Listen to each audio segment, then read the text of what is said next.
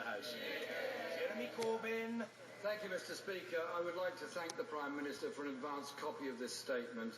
And as he took part in what I assume will be his last ever EU Council summit, I was very pleased he took a more conciliatory tone in relation to European neighbours than Nigel Farage did in the European Parliament yesterday. As we negotiate our exit from the European Union, the British people are relying on a government to facilitate as positive a transition as possible. And if we are to achieve this, we must proceed in a constructive and decent manner. I look forward to joining the Prime Minister, as I said at question time, at the commemoration of the Somme on Friday. He was right, too, to emphasise the role played by Britain in Europe in negotiating agreement with Iran and securing support for action to tackle the Ebola crisis in Sierra Leone. So I thank the Prime Minister for that. Yesterday, the Prime Minister said at the EU Council summit that in order to strike a new relationship between Britain and the European Union, European leaders would have to offer the UK more control over immigration. The threat of losing access to the single market means we're already seeing a negative effect on investment and business in this country.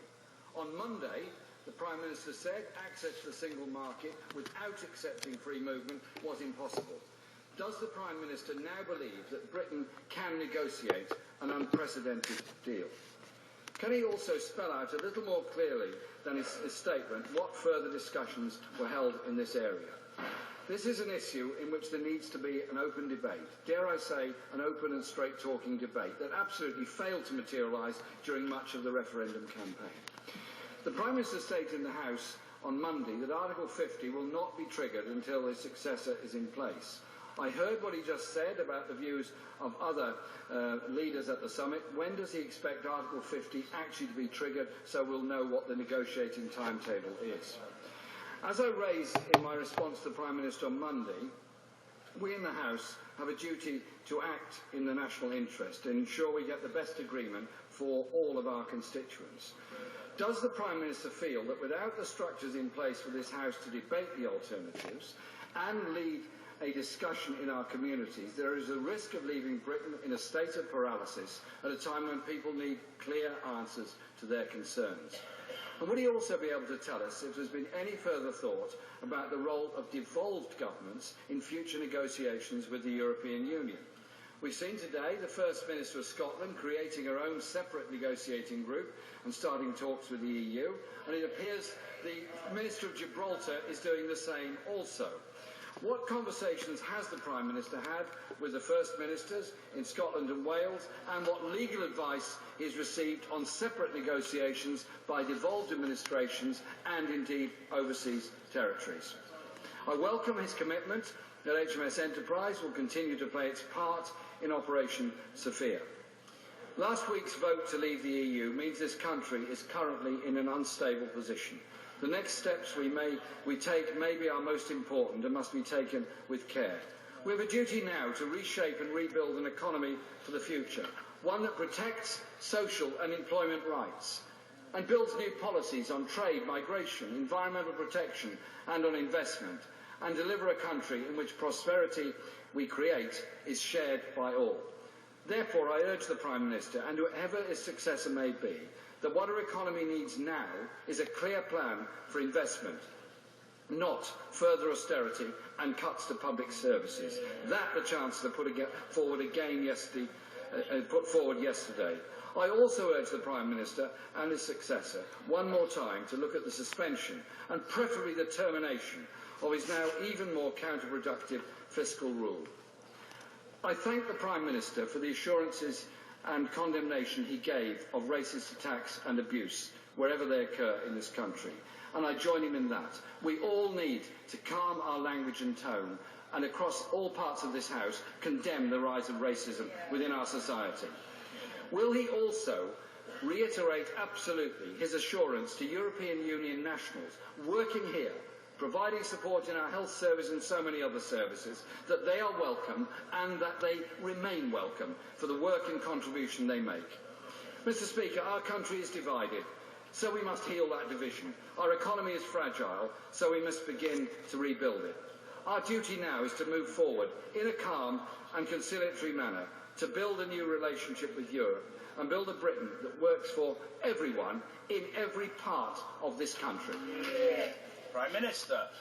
Well, let me thank the right honourable gentleman for his response and the way he's gone about it. I think he's right that constructive is the correct word. I was pleased that the discussions last night did not get off to a tone of European Union countries demanding this set of actions, Britain's arguing for that set of actions. There was a mature and calm understanding that we need each other.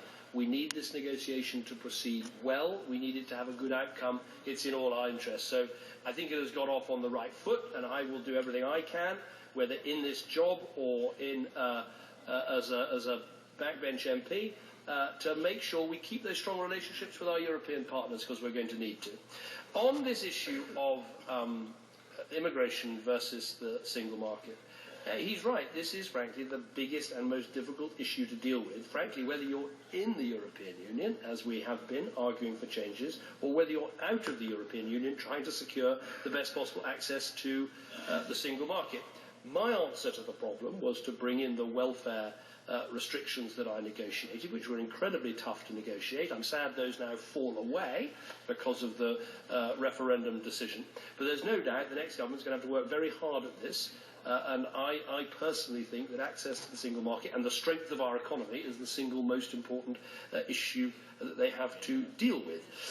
On the issue of Article 50, look, it is a matter for the next Prime Minister, and there's a very good reason for that, which is that before you go into the tunnel of the Article 50 negotiations, which have a 2-year time limit, you want to have made the best possible preparations for the precise blueprint you want to achieve at the end. That will help Britain, and frankly it will help the other European Union countries to understand what it is that we are shooting for. Now, they have said no negotiation without notification, but I don't think that excludes discussions that a new Prime Minister can have with partners or indeed with the institutions, so that we continue to get off on the right foot, and that is the strong advice that I would give to them. In terms of the devolved institutions, I've had conversations with the First Minister of Scotland, First Minister in Wales, Deputy and First Ministers in Northern Ireland. I'll continue to do so. I want them to be as involved as possible. I want their voices to be heard loud and clear.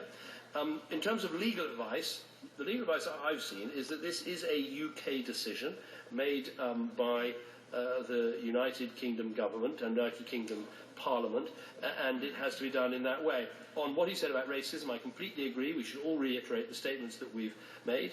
To EU nationals that are here, we should thank them for their contribution, say that their rights are guaranteed while we remain in the EU, and we'll be working hard, and I'm sure all contenders in the Conservative leadership campaign will want to make clear that, they want to safeguard the rights of people who work here and study here from the European Union for the future. But that will be a matter for them.